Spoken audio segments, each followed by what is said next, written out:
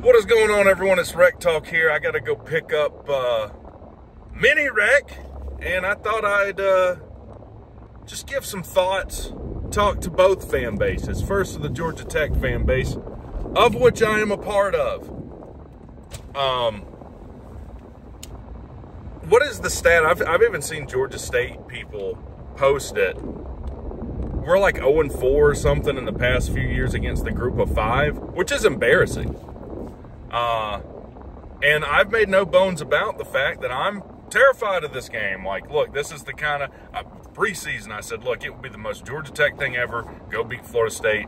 Go lose to Georgia State. Keith talked about it. He said, look, first you got to learn how to not lose.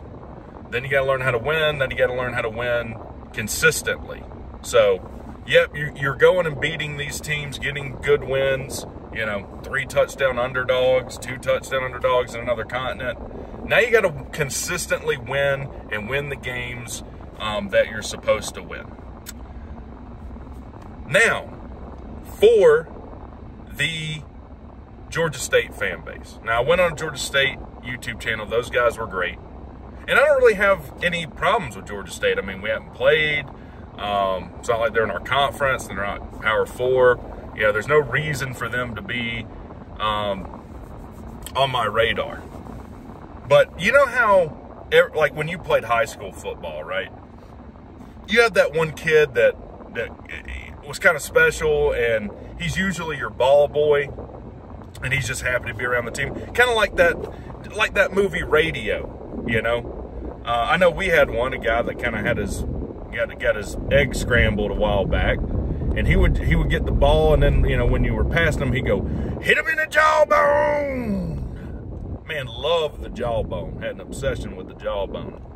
Well, Georgia State's got one of those types. His name's Ben Moore.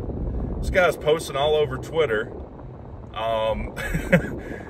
about Georgia Tech, which, look, I love to see it. I've never seen, like, a Georgia State fan on the internet other than the bet welcher that is what, G Money. What an absolute disgrace to your fan base. Y'all need to go ahead and flush him down the toilet. And I've also said, if I see G Money, I think you owe David $100, you piece of human garbage. If I see you at that game Saturday, I ain't even lying, it's gonna be hands, son. It's gonna be hands all over you. But let's get back to Ben Moore. This guy's trying to act like Dell McGee was their first choice. They didn't want Buster Faulkner. Listen! Let me tell you something.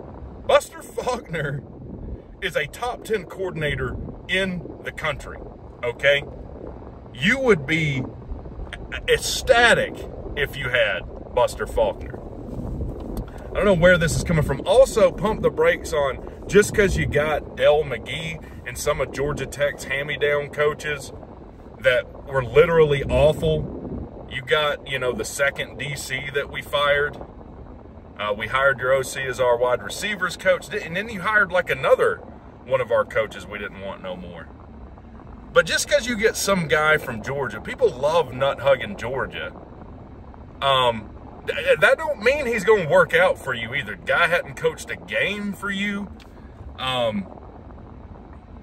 You know, I get the feeling, and it's not just Georgia State fans. I'm not even really talking to Georgia State fans here.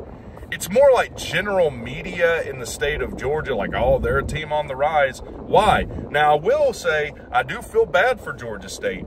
You know, a lot of times media, or not even so much media, but fan bases want to absolutely crucify a player or something for hitting the portal. And I get it. All right, you know, we talk about loyalty, all this. No one preaches that more than these coaches. Oh, we got to be committed, we got to be loyal, yada, yada, yada. When in reality, coaches might be less loyal than players. Elliott leaves in the middle of the night, I guess because for 7 years, his family was still living back in Columbia, South Carolina, which makes less than 0 cents. So he lives, what, 3 hours away from his family, 120 miles or something. And I guess they'd had enough of that crap and said, hey, you better come back here. Leaves in like their second spring practice, goes to be like the tight ends coach at South Carolina, you know, bottom of the barrel SEC school. So I do feel bad for you, but I do think, look, let's see Dell McGee coach a few games.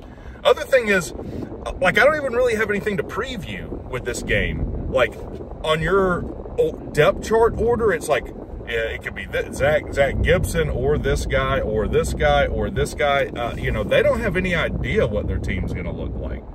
I mean, prevailing sentiment is Georgia Tech should beat the brakes off of Georgia State. But, you know, until we can prove we can win consistently, I'm not going to talk all that. And respect to one Georgia State fan on Twitter, he said something like, you know, we're going to beat the crap out of Georgia Tech. And then he commented on it and said, I literally have nothing to back that up with. Respect to that guy, man.